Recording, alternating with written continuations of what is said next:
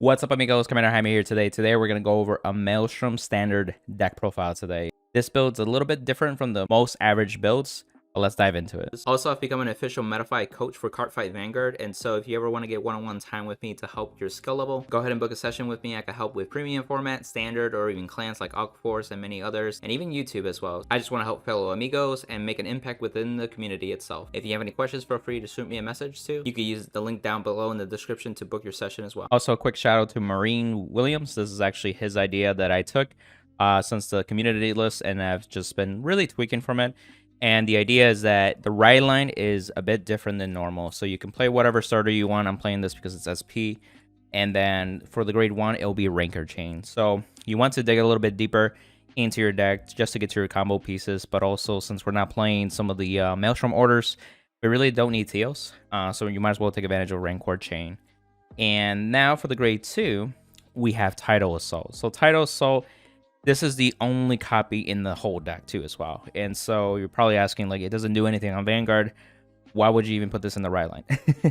And that's really because once you get to your grade 3 turn, you have Maelstrom. And Maelstrom skill is an axe skill, the first one. So you can discard any card and call any card from Soul onto rearguard circle. And then of course it gets the red text ability where if your opponent's at grade 3 or greater and then this unit attack Vanguard and it's the first battle, it can restand. So essentially two things are happening. So one, at the end of the turn, that unit goes back to Soul as well. That's also key. So there's a couple things happening at once. So really this gives you access to Tidal Soul every single turn moving forward from the Soul.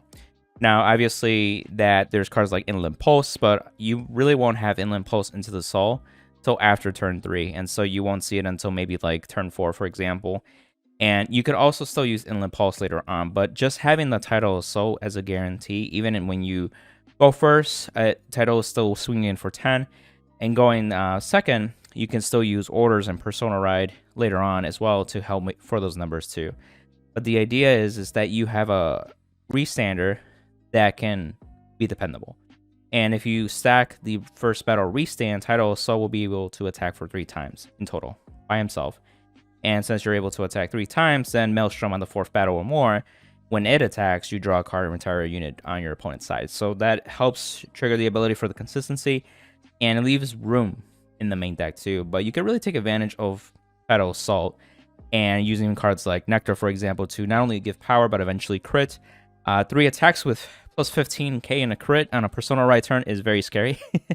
So it also gives the deck a late game push as well, which is really appreciated. And it's really just 2 counterblasts at that point for like 3 attacks that are really solid from the Tidal. So that's really what the ride line provides. And now the rest of the main deck kind of opens up. And so I can cover how that looks like too now. So with the grade 3s in the main deck, you want to play as many copies of Maelstrom. You want to keep Persona Riding. I feel like any multi-attack deck really just takes advantage of the plus 10k, especially with Tidal Assault and other restanders that you may play. And then you also have swapping units that eventually will also see the power. So Persona Ride is super important. It's also a way to keep getting Soul. There are cards like Wheel of Soul and your Spiritual Body Condensation that do use Soul, but you still want to have like your Tidal Assaults and your Inland Pulses in your Soul still, so that way Maelstrom can actually grab them later on too. So that's always key. Following along, speaking of Inlet, we are playing 4 Inlet Pulses, and so it's just a great card. You could even call this, if it's not really attacking or restanding, from hand, just to dig a little bit deeper for better cards, because it is a grade 3, so it can be dead in hand. But at the end of the turn, if you saw 4 more battles, it goes into Soul and draws you a card. So it's free advantage, right? And so you still want to play 4 copies, which is very vital. If this is like the unit that you took out for Maelstrom skill, it's a 13k restander that you can rely. Again, Persona Ride and Orders make that even more stronger. So it's just whatever you have available in that turn. And then of course we have Prison Dragon. So because we opened up more of the main deck and we want to like beef up Tidal, so there's actually multiple ways, and one of them is Orders. And it made me start thinking again, like maybe Prison Dragon also provides the value where you can start discarding for the right line, or maybe discarding for Maelstrom's cost, and now it's in the drop. And now you can have bodies that are reliably 15k that you can depend on. Cards like Algos, for example, when they're 4th battle or more, then they become like 15k bodies. But this is just always 15k. So you don't have to worry about like some number of battles when you're trying to do your formation, so why not have the consistent 15k body there? An 8k booster makes 23k. Persona Ride makes that line 33k, and so on. And again, it's something that you could also swap with Wheel Assault to make better numbers. There's a grade 1 that makes a really good number too, to make 33k pretty easily as well without Persona Riding. So I would recommend just 3. I feel 4 is too cluttered, and then 2, you may not see it at all. So I think 3 is just a balanced way. Now into the orders, and I think this makes sense. This is the Gratias, Gradale, it's the cup. So essentially, we want to Persona Ride as much as we can. This lets us do it, essentially. This is really vital, especially if you didn't have the copy of Maelstrom and you're kind of debating, like, should I use this other order card, or can I just, like, provide Persona Ride power in general? And more than likely, you're going to use that anyway, even if you're, like, restanding title twice, for example. So this is one order, and we're also playing 4 spiritual body condensations, and this is just having access to revival just in case we need to get inland pulses. You could also beef up Tidal Assault in this manner from the Soul and just grab it and call it that way, but just keep in mind that it won't go into Soul and it's just like on the field. So then turns moving forward, you're going to have to keep using spiritual body condensation to reviving Tidal Assault, so just be on the watch out for that. But other than that, this kind of helps you just find different pieces that you may need, especially if you don't see these 2 orders, which is the Nectars. And Nectar may not be as useful as early on, but if you can get plus 10k, this really helps a lot. So for example, this is a free order too. Doesn't cost a Soul Blast, doesn't cost a Counter Blast. You can choose one of your rear guards until the end of the turn. It gets plus 5k for every 5 cards in your drop zone, and if you have 15 or more, it'll get an additional crit. So that's where you can have that pressure. My friend MarineWilliams actually plays 3, just to have the added aggression and just to see it. I'm still playing 2. I may play 3 and then 3 spiritual body condensations. I'm still kind of messing around. But it's a really nice order just to give power to the Tidal Assault, since you're going to call it anyway with Maelstrom skill. So it's just reliable. And then later on, it's really lethal, even as your opponent like heals back to 4 damage, for example, too. And so as you can see, we're playing 7 orders in this case, but we're also playing the Blitz order, which also counts. So that way Ranker Chain can discard and not have to discard 2 at that point. So be mindful of that too. Now for the rest of the main deck, we're playing 4 Wheel Assault, and so you need another reliable way to promote more attacks. Your opponent may damage deny you, and that's where you may not have to call a Tidal Assault and you start calling inland pulses instead, just to have some bodies, just to have maybe a restand from that, and then that way you could just Wheel Assault to also like get an extra attack.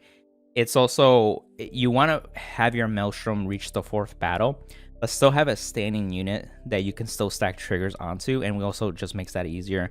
Just be mindful of the Soul, and it's 8k booster, so it can make those 23k numbers again with 15k attackers like the Prison Dragons.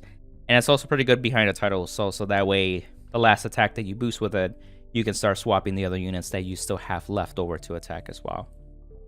And to kind of go with more boosters, we have 2 of the Fear's Attack Brave Shooter.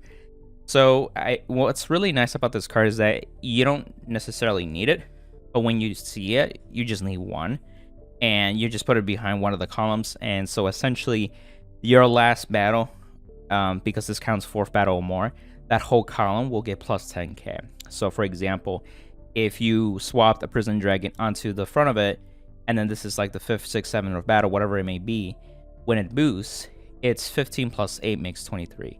But the plus 10k from this card makes it 33. Then Persona makes it 43, and so on. So if you make any crazy numbers or any past triggers, you know, it just helps with make it a bigger number. And then also, like, if you are attacking your opponent, especially early on, they get any triggers in the damage tech, this can kind of help go through a trigger or 2 as well. With more power, especially to the Tidal Assault, we're playing 2 Liukas. And so what I really like about this card is that it's not an order, it's a normal unit.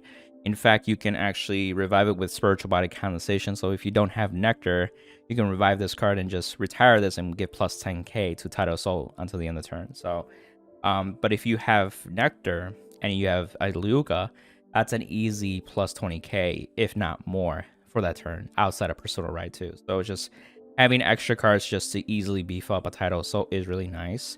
And if you feel like early on, especially if you're going first, if they hit a trigger, this will make Tidal Assault 20k easily, so that way you have no fear of a trigger just stopping your Tidal Assault attacks being lethal. So that's why I play 2 as well. And the last grade 2 that I play is this Flipping Dragon of Soul Revolution. So You can play Prize Trident or this card, and essentially they do the same thing. At the end of the turn, if you Akka Magic or if you did a 5 attacks or more this turn, you can put this into your soul and countercharge. So they both basically provide soul or countercharge, depending on what you play. But I decided to play this one because you tend to have Wheel Assaults and the other Brave Shooter in the back row anyway. So then really what you need in the behind the Vanguard is another attacker, right? And so you could plop this down behind the Vanguard, you can swap it, it'll go into soul, countercharge at the end of the turn, removing some of your rearguards in the front. So if you pair this up with a Tidal Assault, for example, with the Maelstrom Skull, by the end of the turn, you will have a empty front row, essentially. And so that's another perk of that. But it also is just, it's a 10k beater versus an 8k from Prize Trident, because more than likely, with Prize Trident, you want to boost, where this can be an attacker and then just be standalone as well. And lastly, for the Sentinels, we have 3 PGs and one of the Blitz Order, the Elementaria Sanctitude, and this is the Worlds one too as well. I qualified for Worlds and I participated, so it's really nice to have one of these too. So essentially, you just want to make sure you have PGs and you play the Blitz Order because you can. I don't have any problems with boosters, so I don't feel like playing the 4th PG in that sense too.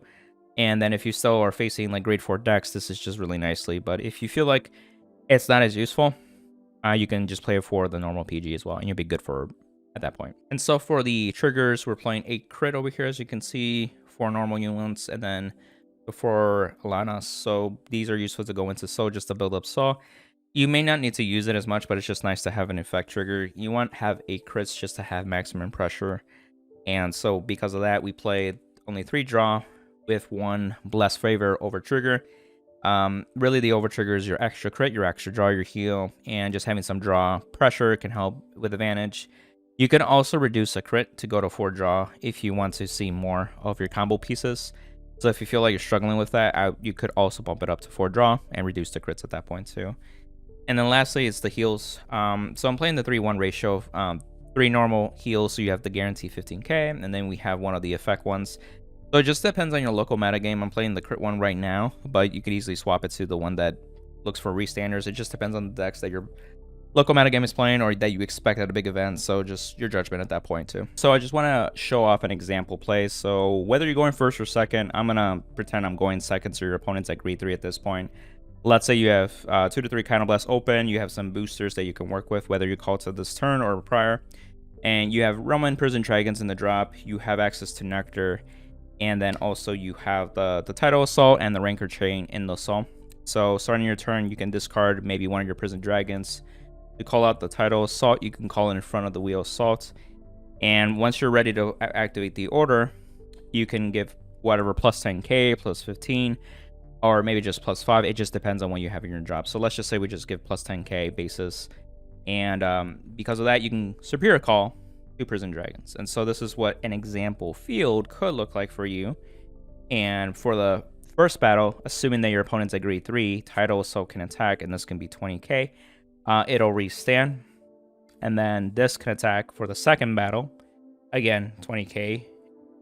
And restand. And then if you want, you can poke with a 15k here to a rear guard or maybe the Vanguard still. Just depends on what you got going on.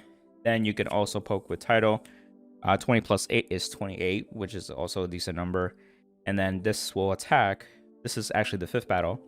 Draw a card, retire something, and oh yeah, Wheel Assault. I forgot about that. Soul Blast, and swap these 2 before you attack with the Vanguard, of course. Just so you know. I'm trying to do too many things at once. And so now you've swapped this. You give any triggers to this column. 15 plus 8 is 23. This also gives additional 10k, 33. And then any triggers will be 43 or 53. And then if you have the over trigger, it's nuts, right? So as you can see, you have a good number of attacks. And then Tidal Assault will go back into Soul, protect itself. If they kill these, it doesn't matter. You can also clear the fields by calling other units that you may need. You could also call the Tidal on top of the Prison Dragon if you feel like you're going to need it. But other than that, they're just kind of like sitting there. So it's just kind of one of those situations where your opponent's like, I don't know if I should kill that or just attack Vanguard. And that can help you kind of just mitigate the kind of less that you have available next turn. And then obviously the following turn, when you restand,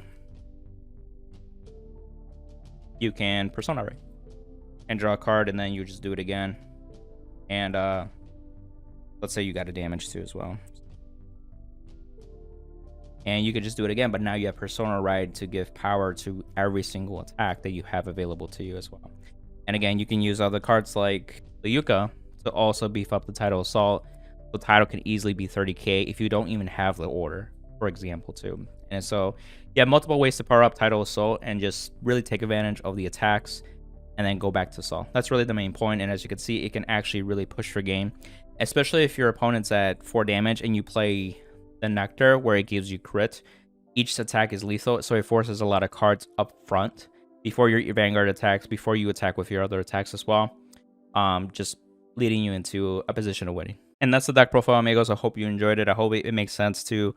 I know it's a little bit different. It's a little awkward, especially if you guys aren't familiar with like the Prison Dragons or the massive number of orders compared to what you're normally used to.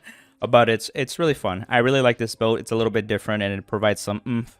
And I think this first wave of Maelstrom support is pretty good, but I do feel like it needs a second wave of support, so that way it's becoming more of a solid deck. A lot of other decks, especially set 9, really just outscale it, and now the Chrono Jet deck is out too, so that's something to watch out for.